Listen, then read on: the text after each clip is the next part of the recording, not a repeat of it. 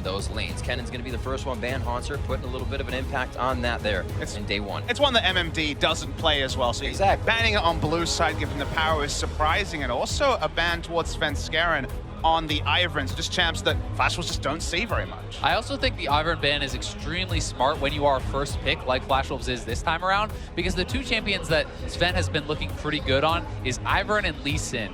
They're happy to take the Lee Sin for Karsa as that first pick, so it puts TSM in a situation where they either now have to ban it or just deal with that trade. Something like Lee Sin also will be super high priority for both these junglers, even though we've been seeing it fall through drafts. Karma also another one sticking his nose out. It's surprising to see a Jace ban on blue side here, given that the Jace priority was a little bit of top lane Jace, no mid lane Jace, so a bit of a fishy one in my opinion. Yeah, I mean, Bjergsen certainly is someone who can play mid lane Jace, and this may be something that they've encountered in scrims because he is pretty proficient on the champion, but definitely not an NA special, and we may simply get a trade of Lee Sin and Graves here. Let me say, though, this is the second time we're seeing Lulu Karma bans from TSM, and it's worrying that TSM found out on the Rift they can't play these protect the Wild Turtle comps, and now it feels like they have to auto-ban one of the dominant strategies against basically every team, even though Betty is right down there when it comes to people you traditionally think will be set up to carry. Yeah, and I mean, Betty especially is someone who only really plays supportive AD carries in general, so this is not the guy that you would hope you have to be so worried about this against. Well, taking it off the board so they don't have to see any of it, we do see a rumble for the side of MMD. Haunter hovers his old Camille picks we haven't seen quite some time here. Yeah, and I mean, were this a patch or two ago before the most recent Camille nerfs, I would be saying he's locking Camille here for sure.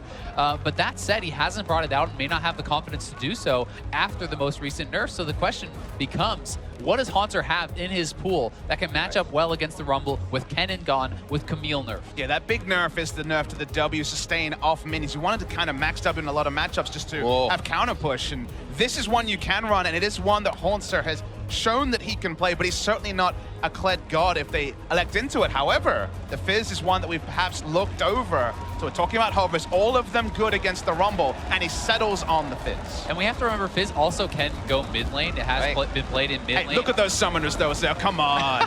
It's very likely, I'll give you that, but we do have to keep in mind that it's possibly a flex here.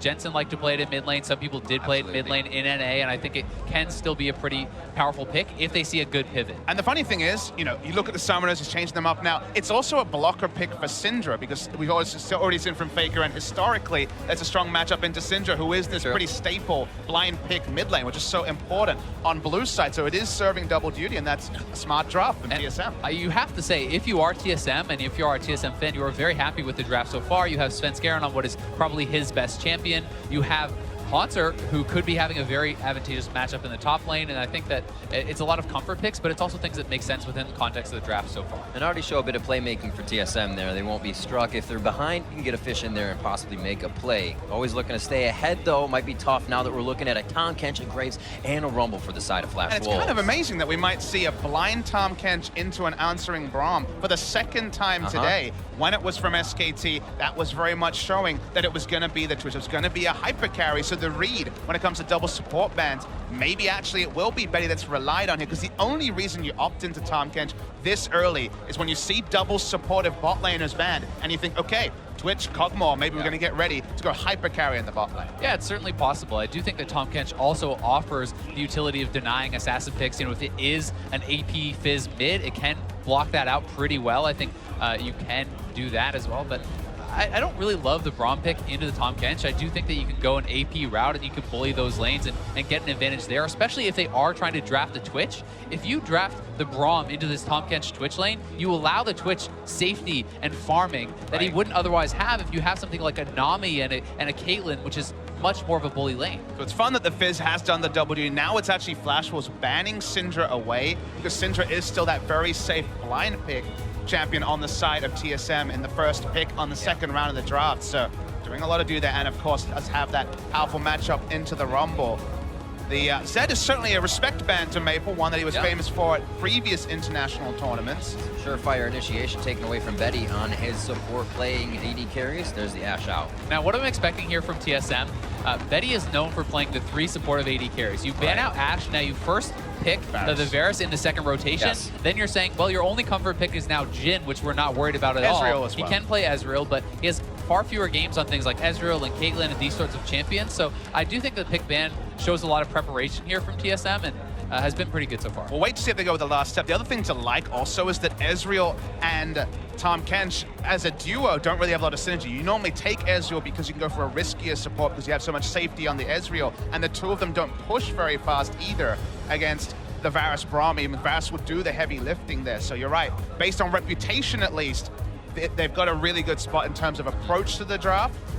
And now we're seeing what Flash want to look to. Now they already have damage from the jungle and the top lane, but they've been setting up for this hyper carry and they're at least mousing over.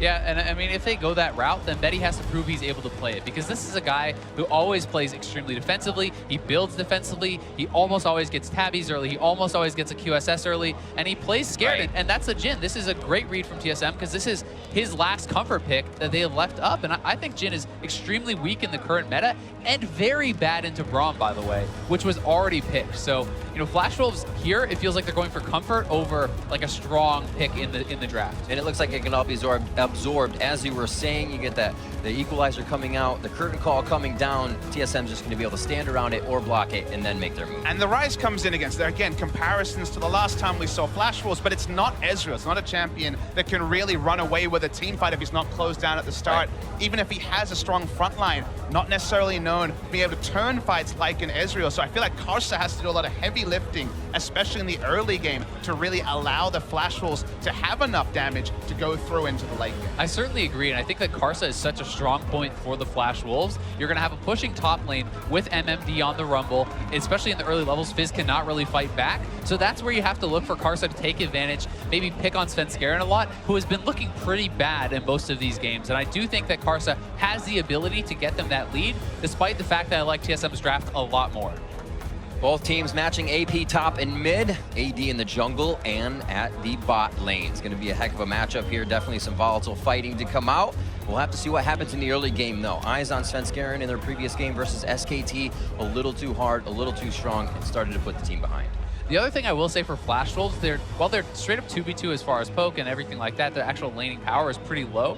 The kill potential of a Tahm Kench Jhin is actually very high. Oh. If you can tag someone with that Q from Tahm Kench, you can root them up from Jhin. Yep. It often allows you to get your 3 stacks, eat them up. So the all-in potential is extremely high, especially if Karsa wants to visit the bot lane here. You can look for them to do that because they have great gank assist, they have great all-in. And if you can rotate through the Fizz lane, it famously doesn't have wave clear, especially when you're going for a more AD on hit build rather than the usual AP of the past, you can put that Fizz behind levels and then rotate a 1-3-1 through the Fizz. If they can actually hold Fizz down, force very negative magic resist orientated itemization, playing through Hauntzer is an option for Flash Wolves.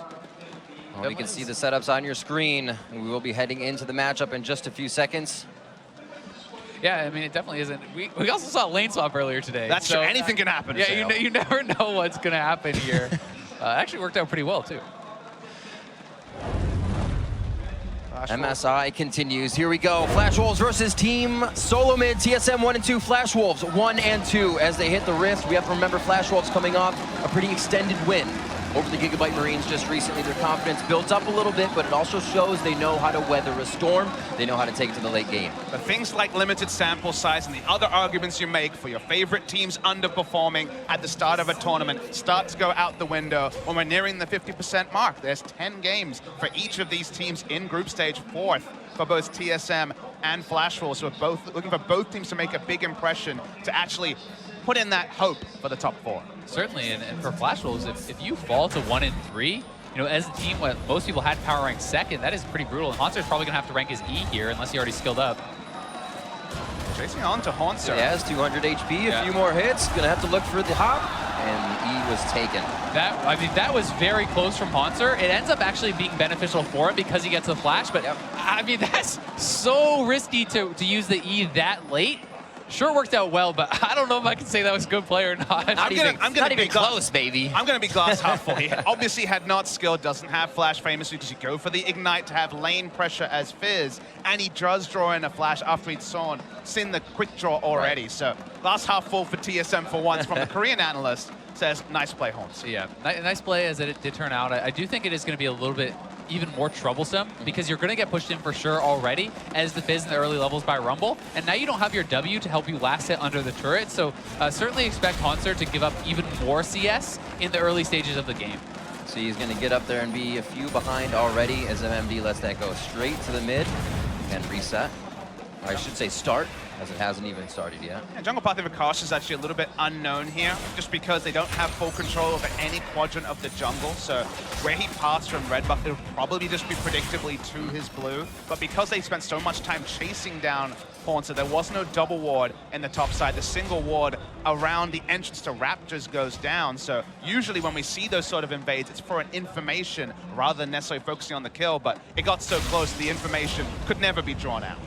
There's that early level 2 by MMD. He's holding it out, and we'll see how much trouble Haunter actually has under this turret as he tries to farm up. Yeah, exactly. That's the big question. How much of the CS can he actually pick up there, as it does get pretty tough?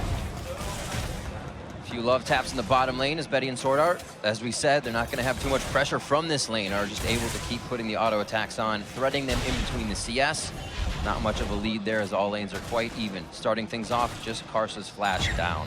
And topside could be quite a point of contention here as well because Rumble is a pretty good gank target for Svenskeren, especially since Haunter is using the Ignite here on Fizz. But, you know, likewise, you don't have flash to escape if you're Fizz. So if the lane is pushing against you up to your opponent, then you can be pretty vulnerable too. But the mind games are pretty next level now because clearly after the level 1, it is a very predictable gank path. So you think, okay, is Lee Sin going to be there for coverage? And then Karsa, if he ever quick draws in aggressively, the information is there for TSM that he doesn't have flash. So despite there being predictable pathing around top, I think Karsa thinks better of it, and Svenskeren is allowed to just go for more of a power clear rather than having to provide coverage for a Fizz who naturally does fall behind at the early levels.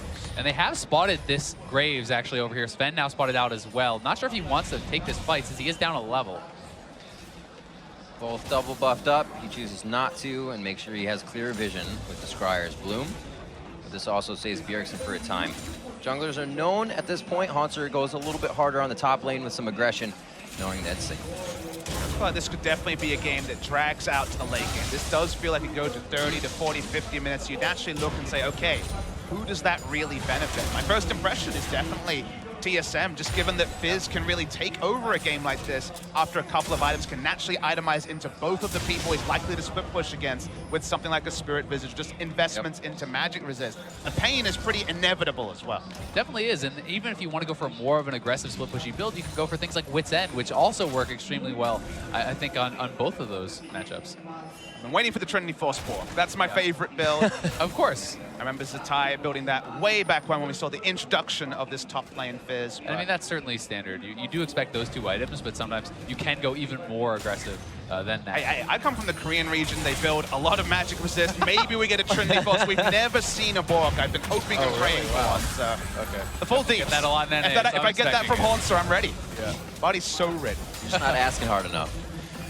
So you see Lost Chapter tier being stacked up by Maple now in mid, as we would expect. And once again, Betty and Sword Art at the turret of Wild Turtle and Biofrost. 42 to 38. CS starts to separate a little bit, but it'll just be cleaned up here between the aggression and the lanes. Deja vu between Svenskeren and Karsa in the same spot as they start to hover this top side to control top and that mid lane. Also showing no respect at all for Svenskeren. Happy to just chase him in. He knows that Ryze has position on Orianna in the mid lane as Bjergsen has just got back. So both of them have ghosts. He would have got first reaction, and that's why so confident to just quick draw in.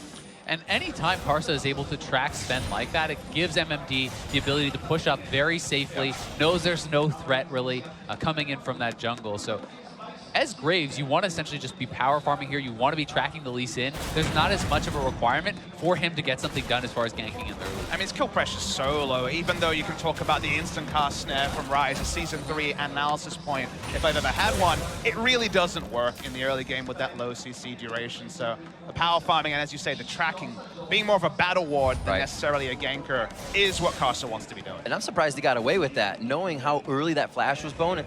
It's easy to say 5 minutes there. He didn't have it for 40 seconds, and they still gave him a little respect. Hanser is 6 now, so if Rumble steps up to the wave, look for the fish, and they're going to go for the all-in. Calm dim. There's the 6 from MMD as well. He gets the flash forward. Damage down to half HP. They could be able to finish it. Smoke screen comes out, and they drop MMD. It's not enough mitigation from Karsa, and it looks like he will not pick up anything on the outside. That was really well done from TSM. Sven moves up right as Hanser is going to hit level 6, and they know because MMD had the earlier base, they have the XP advantage and will hit that ultimate at a perfect timing. They get the flash, they get the kill, and the first blood on the guy who's going to be their wing condition late game. Exactly, it's perfect stuff for TSM. We're going to see the replay. Even though Karsa had coverage earlier, no wards are down to actually track Lee Sin. It was smart pathing for Svenskeren to just go for a pure lane gank. He doesn't need the level 6. MMD's only going to push the wave back. And even though Karsa flashes in, with level 6, perhaps he can turn it around, but hadn't achieved that yet. He just got that flashback. Using it off cooldown, getting value That's out of the how flash. it is, yeah. Have to. No investment banking on the flash from Karsa.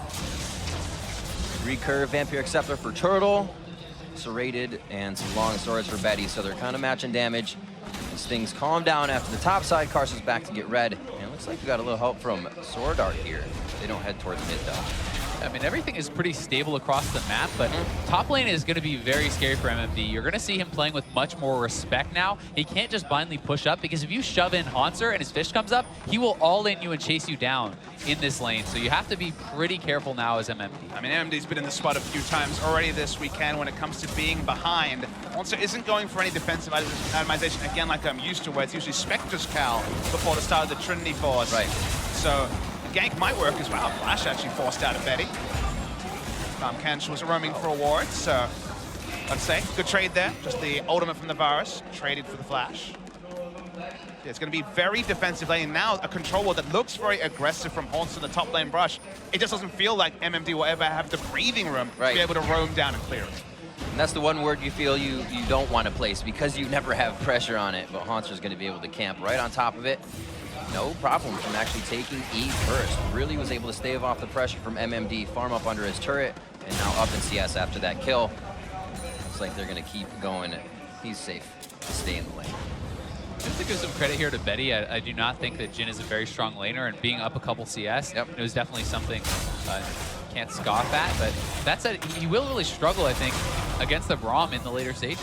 I mean, Betty's kind of the benefactor of the fact that with the smart pathing around bottom, there's been 2 control wards very often around bot, so a lot of the coverage has been bot side, whereas, as you can see on the screen, TSM's coverage is Lee top. is here. Difficult gank to be put into, but Karsa hits it, end of the line, just misses. Haunter's gonna be forced to die, takes the Q past the minion. Collateral damage misses, MMD very low, 200 HP, tries to deny vision in the brush, but Karsa wards it. Now it's a 1v1, Svenskeren's out, and so is Karsa. 1-for-1, that flash, if he had it, could have been a potential double kill. So they're going 1-for-1 when all their coverage has been around bot side, when all the pressure has been top side for TSM. It's actually really good for Flash.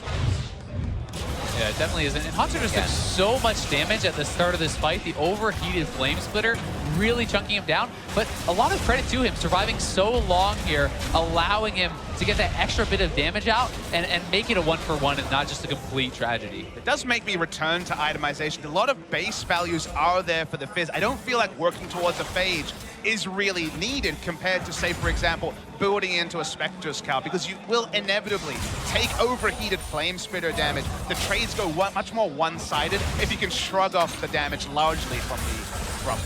Yeah, it's definitely a more risky build, and you know, Spectre's Cowl much more, I think, consistent there. But that said, when you hit an early training force, it can be scary. Oh.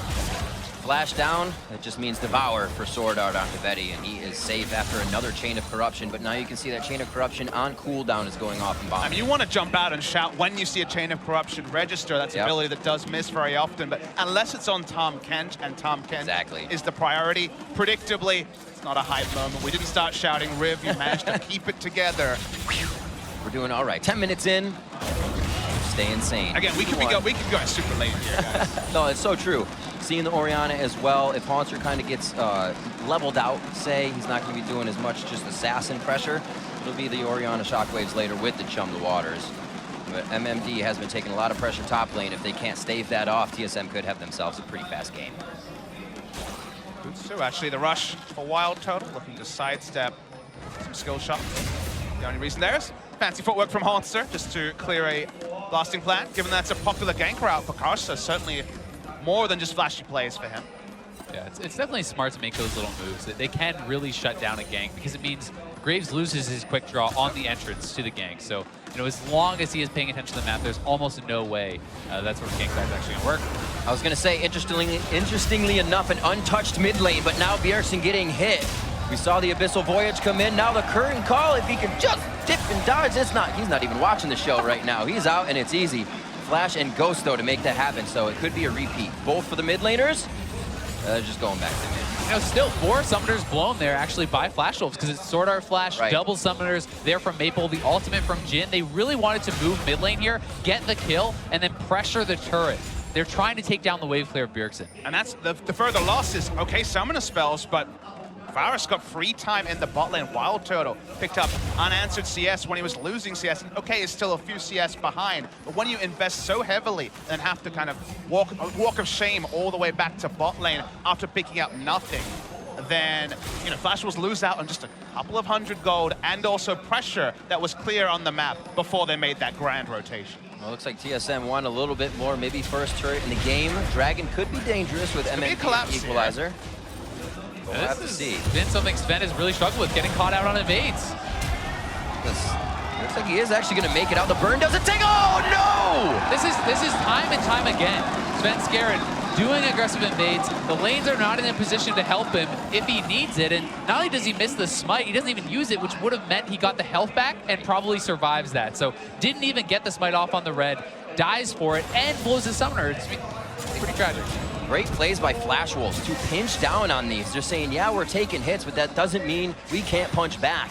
And the Sven Skaren, again, as you said, in the jungle is one way they get back. And just to harp on the Sven Skaren, you know, watching the NALCS from afar, of course, you guys both casting it, it feels like very often we see misreads from Sven Skaren around when and where TSM have pressure. Sure, back at Worlds last year, a lot of great invades, a lot of congestion on the Raptors.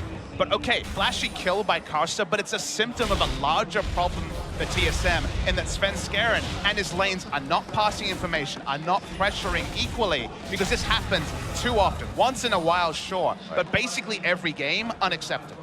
Yeah, definitely agree. And I mean, Karsa does get some credit for cleaning that up, and it is an area that we talked about where Flash Wolves should have an advantage. And lo and behold, he is 2-0. He's farming very well on the Graves, and he's going to be a big threat moving forward. Just going to say, impressive to see all the pressure he's been creating, and the guy literally has hardly ever had Flash through the game in the enemy jungle in the face of a counter gank in the top side, and he's coming out on top for his team. Big item spike for Haunter. He has gone all the way into the Trinity Force, which Halfway basically there, means halfway to the... We'll see if play the Rune Kings the next time. If it is, I'm just going to shake my head, but in kind of impressiveness rather than anything else. Mid lane. Remember, no flash here. Looks like you're going to easily lock down here. Karsa wants to try and play, and Sven Skaren may say, let's do this. Throws the Q back out, Sonic Wave, Haunter is no roaming down. They may look to try to chase this, but no, it does decide to go back up. Lost vision on MMD. Got a little scary for a second, but as we're chatting it up, these guys are going at the fights immediately. They definitely are, and the Triforce here, you know, you may not be used to seeing it rush as much, but as soon as you hit this, especially once you get to the rank 11 mark, the all-in potential becomes very, very high here. MMD is going to have to play very scared, and you see that, dropping the equalizer, backing off, knowing that Sven could be up here and that he could get all in.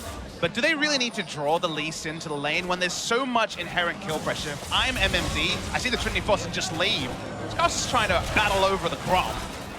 I don't know if that's the win condition they were looking for, but again, I feel like already, as you said, if you've got a Trinity Force, the Rumble's just going to be under turret trying to clear. He's not going to be walking up to a minion wave, so he's going to be backing away anyway. I don't feel like necessarily pathing around this insane a lead in terms of offensive itemization is necessary for Sven. Yeah, definitely agree. You know, maybe you can look to a Dragon, which TSM is going to start up now, and with Tomkins just basing, it seems like Flash Wolves are not aware and should be going their way. Double control ward here for TSM. Only Ocean Drake, you could argue as well, Sunun Inferno, also just inherently drawing a lot less resources. So much of the battle for wards is being won by TSM. After that pressure in the top lane, double control ward top, double control ward bottom. So basically entire river vision is exclusive for TSM. And this is something that TSM does do well when they are in control. There are 5 pinks on the map. That is something that you like to see from any competitive team, and it's something that they are pretty good about playing around. And another inventory of 5 ready to be placed if they lose those positions.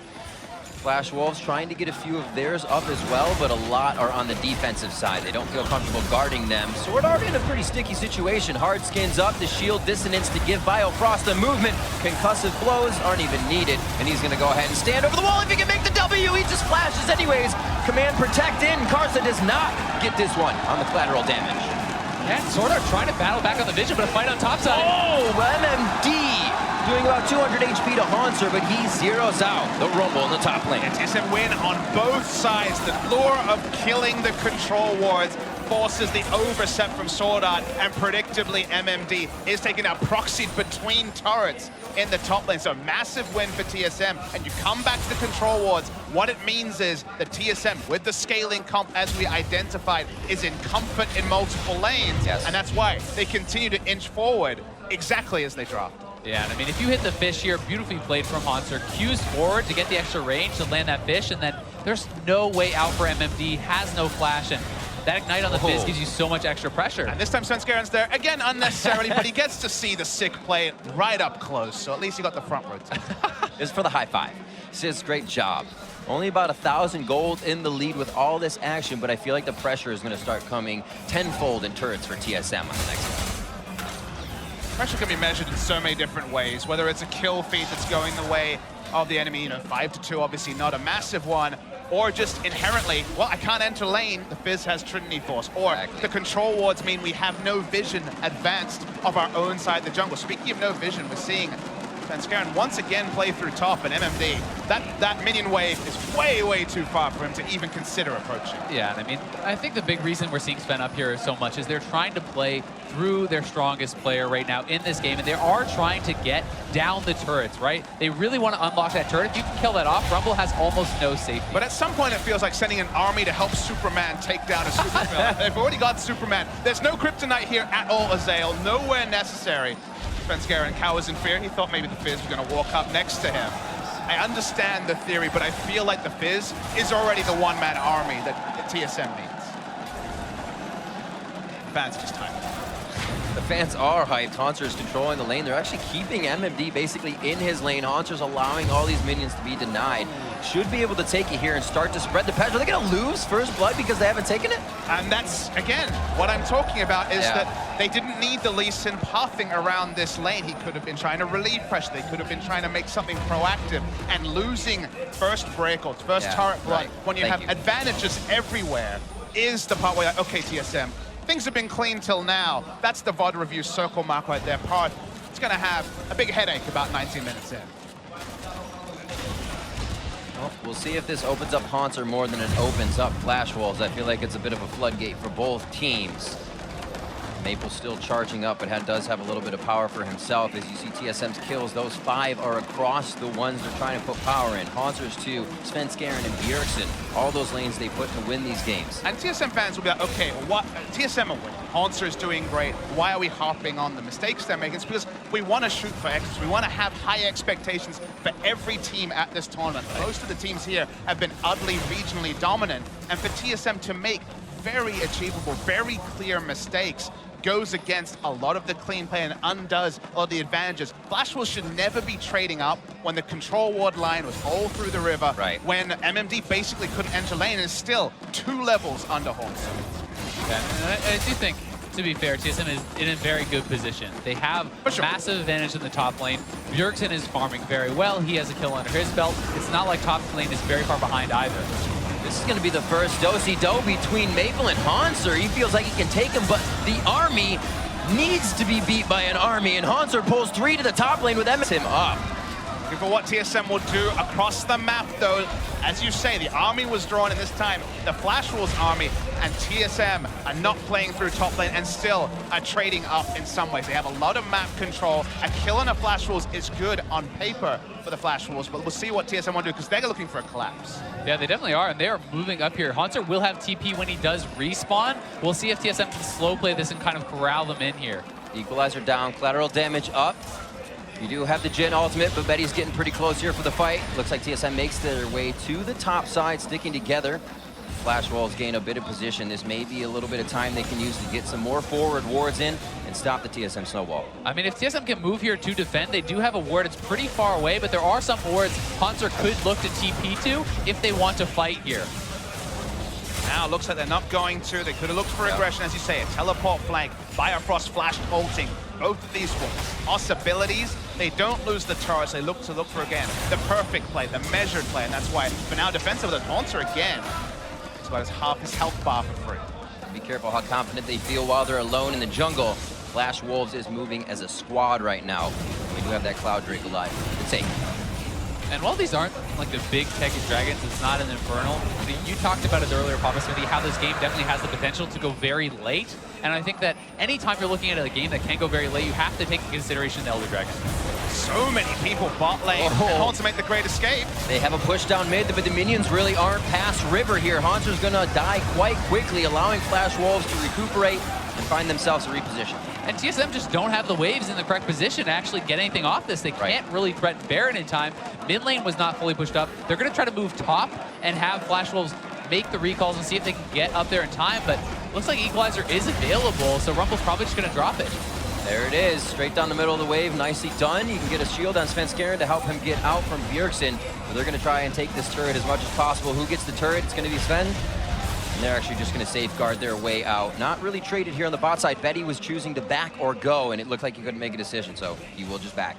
Flash Wolves, though, are looking towards the mid lane turret, so they're still making those trades. You think overall, sure, it's an inner turret for an outer turret, but another kill, and I criticize personally TSM playing too much through Haunter. Now they're just letting Haunter exert his pressure, but they're not making plays around the map at the same time, so it feels like lose-lose for TSM. Knowing that Haunter's going to be splitting and knowing that he's going to be creating that side lane pressure. Yeah, right now it's pretty neutral, you have to say, all in all. Maybe gets a bit of free damage onto Haunter. Still better, has no coverage at all really on his side apart from some spot vision. So we'll back away. But you don't really see a plan from TSM. You don't really see them setting up for anything right now. Just a bit of slow pushing from Bjergsen in the top lane. Their vision supremacy over the river wards is now gone. It's in fact Flash Wolves who are inching forward with their own vision for basically the first time this game around the 25-minute mark. And again, too, on that bot side, we just saw the damage from Maple actually pushing Haunter out of lane. So, as I said, Haunter might be a problem. He is kind of taken care of for the time being. TSM now gathers back a mid to protect what is left of that second-tier turret. The way this TSM comp should work is provide coverage for Haunter and have Haunter do all the heavy lifting, draw the sort of members we saw before, but actually make plays around the map. So right now, don't really have coverage for Haunter. Don't really necessarily have the sweepers actually used to get vision around Baron. So that's why it just feels like a stalemate. Now they're just trading CS with Flash Wolves, which 10 minutes ago would be unthinkable given how strong their Fizz was. Yeah, I think for now, TSM really is just looking to get Haunter to that stronger point, get some more items under his belt so he can be dominant in the side lanes. Because while he still certainly can match up very well against MMD, it's not going to be as easy against Maple, right? He needs to get to a bit of a stronger point here, I think. And I'll be interested to see where he's going to go next with his items. The Berk Tread certainly will help him out a lot against Maple. For now, at least, keeping away from the Blade of the Ruin King I was promised. Shame on both of you. Got my helps up. You're building a bit more tanky. I feel like he can still tussle pretty decently with Ryze, if not with the kill pressure that he's obviously looking for. And it has to be the plan, just because otherwise you're opting into team fights against a Rumble who still has been able to put down the core items. And Flash Wolves do have good team fight options. Sure, you could look at something like the Orianna, but again, I feel like pure 5v5s is not what TSM was ever opting into the moment they cemented Fizz versus Rumble. Yeah. It's certainly true, but there is always the playmaking ability, you know, with champions like the Lee Sin, a relatively low mobility AD carry on the Jhin. So, TSM definitely has options. I don't think that they're trumped in team fighting by any means, and I think that they do still have side lane options. And this game going slow does not necessarily mean that it is a disadvantage to them. That said, Karsa is extremely strong, and his damage output is going to be massive in the team fight. So I think Flash Wolves is going to be looking for picks, looking for engages, with the Tahm Kench ultimate, the Jhin ultimate. And if they can get kills, they'll probably try to force Baron. With luxury itemization even for Karsa. Got a Vamp Scepter in the inventory, not an item we usually see. Play the Ruin King was played by a couple of Jungle Graves in Korea, so it was messed around with without necessarily being popular, so maybe a snowball build here. An alternative to the Phantom Dancer, which I think is more common on the Graves. Yeah, we've definitely seen it in NA as well. Definitely snowball item contracts, kind of having his famous quadra kill Graves game. He went for that too. This time, TSM, you see the plan. No one is trying to enter lane against Haunter, so they're trying to get as much vision around the quadrants of Baron as possible without necessarily being able to cement a threat onto it, because they just can't actually put a control ward on Baron and not have Flash Wolves clear it out. And this is where the rest of TSM has to be very careful. They need to be clearing waves, but they can't overextend. If you get caught out at this stage when there's people missing off the map, when Haunter is trying to farm on the bot side, it can be pretty bad. But it is Lee Sin Braum that can do a lot of the heavy lifting when it comes to clearing, and they can both play Ring Around the Rosie, it feels like, and get out of basically every bad situation. So sure, Wild Turtle randomly getting caught clearing a ward is something that could happen, but the percentages here for TSM on being able to pretty aggressively use their sweepers, of which they had 3 a moment ago, now back to 2, to me is pretty relevant safety. Caution begins to compound on itself for each team, as well as you see the item spikes come out, and then everybody realizes, well, every summoner's up for everyone, so a flash play can be a possibility. Keeping that distance is keeping these fights from happening until they have the perfect vision. Here we have another sweep coming in from TSM to gain control over the top side.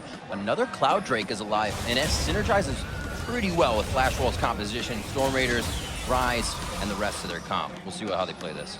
Finally, a wave is pushed up from Haunter, who hasn't been able to get wave pressure onto the turret.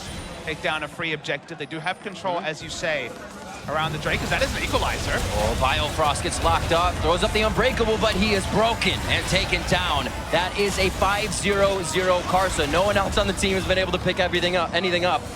But it is all right. They are behind him for the damage, and they continue. And that is exactly what I was talking about that TSM had to watch out for. Despite Braum being pretty tanky, you still can take him down if you're able to land the CC. They do so, and now Flash Wolves is going to try to press the issue. Turtle is topside. This is a 5v3. Turtle trying to clear that wave out quick. He puts a hail of arrows and a piercing arrow through it, and he will be able to make it back. With the Fish ultimate down, Orianna's not enough wave clear alone. They need the Varus there to help out, just because the rest of them aren't really feigning aggression anyway. We're going to see the replays. The equalizer out of context is so well layered with the W from the Jhin. Beautiful stuff from Flash Wolves. Not necessarily something we've seen necessarily from them in this tournament compared to the LMS performances. Also off screen was a second Drake picked up by Flash Wolves. Yep. Gotta go fast. Also, Haunter's TP blown towards the end of that fight. Means his pressure is going to have to be a little more roam towards his team now.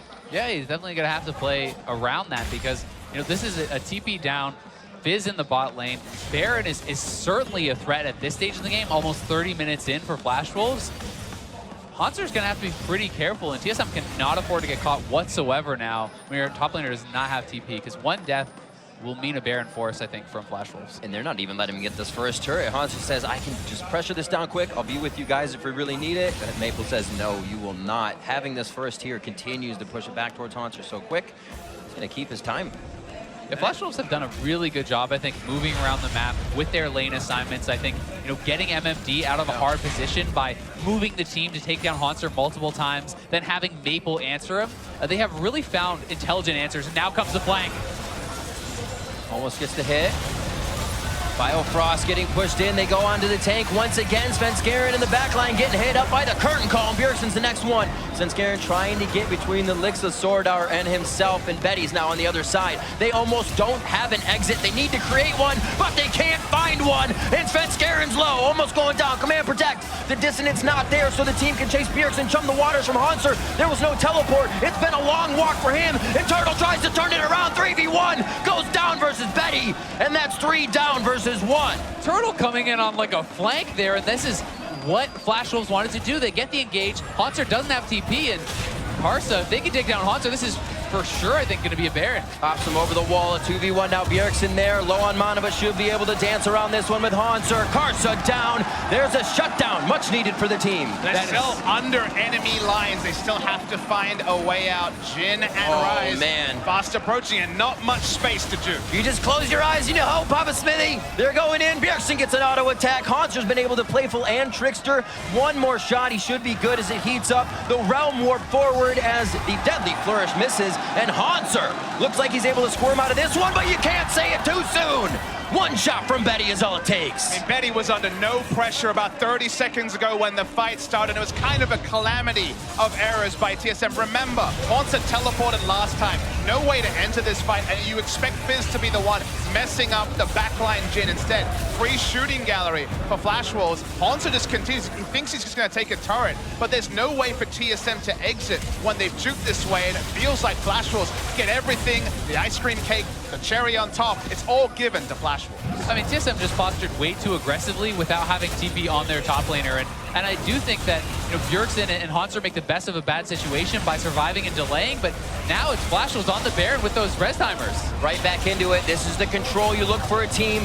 If Sven comes in, do they stop and kill, or do they continue? 2,500 held on Baron. Curtain call, stopping Biofrost and Turtle towards the backside. A piercing arrow and Sven to be over the wall. Chain of corruption to lock down the team. It's going to be hit by Karsa, and now Sven's in the middle. Sven goes down, and Turtle and Biofrost can't do much. And those were the sort of Barons that Flash Wolves was not going for yesterday, so credit to them. It looked like a 50-50, but in the end, they thought through it really well. Once they saw the Chains of Corruption come through from Turtle, then they burned it down. Svenskeren far too late to come in. And it's not something we talk about a lot in League of Legends, but split spawns, when you have very long spawn timers on both Haunter and Bjergsen, that was the window to go for Baron. So even though there was 3v5, the Baron was easy to tank up, and Flash Wolves pulled the trigger for once, and that actually opens up the first sizable lead of the game. Yeah, and I think Flash Wolves has just been playing such a good game. Like using the Rumble ultimate in combination with the Jin and the Tahm Kench Culting coming in, they're just finding picks on TSM time and time again, and they're able to force these fights in ways that TSM doesn't seem to be ready for. But they've had such a long leash, Azale. That's my surprise, is that after the early game, you wouldn't think they could just think about their Rumble ults, group Fizz 5, and never have to respect Fizz. But it felt like Haunter was in a lane alone with nothing happening for the majority of the 20 to 30 minute phase, and then Flash Wolves could finally layer ultimates like we saw between Betty and MMD and make things happen under no punishment around the map. It wasn't to the extent that we saw against Gigabyte Marines, but Flash Wolves can weather the storm. They continue to take hits here, possibly again. The team starts to close in on Svenskeren and Haunter.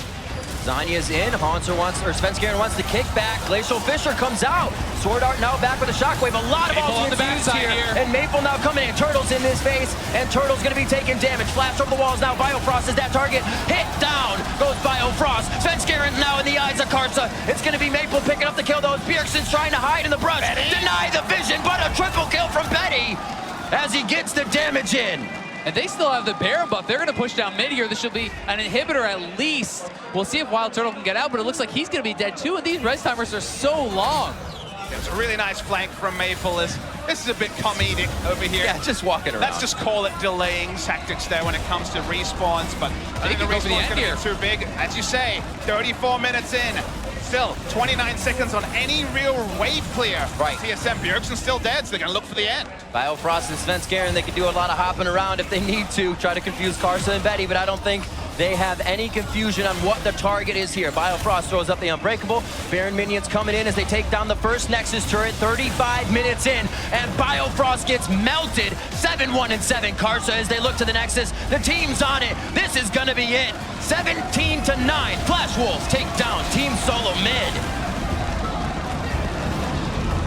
Team SoloMid had a massive advantage in the early to mid game. The Fizz should have been peerless. Trinity Force finished before you could really blink and enter this game. But subsequent to that, they really took their foot off the accelerator. First, they put too many resources around the Fizz when he already had an inherent advantage. Ignite Fizz with Trinity Force. And then when the Fizz started to get hunted down by multiple members of Flash Wolves, they were never trading up. They were going even at best and often trading down. And when you have an advantage in the early to mid game and trade down, you got bigger problems than anything else.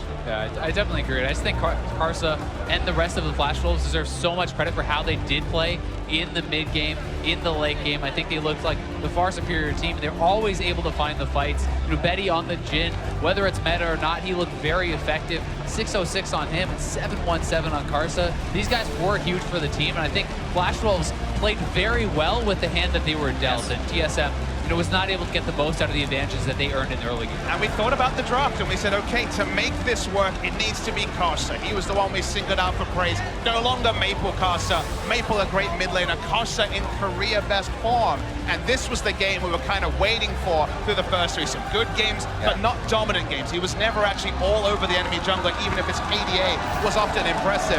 This was a carry performance and then some. 14 out of 17 kill participation, and the bulk of the gold for Flash Wolves. Absolutely crazy. And I think, look back.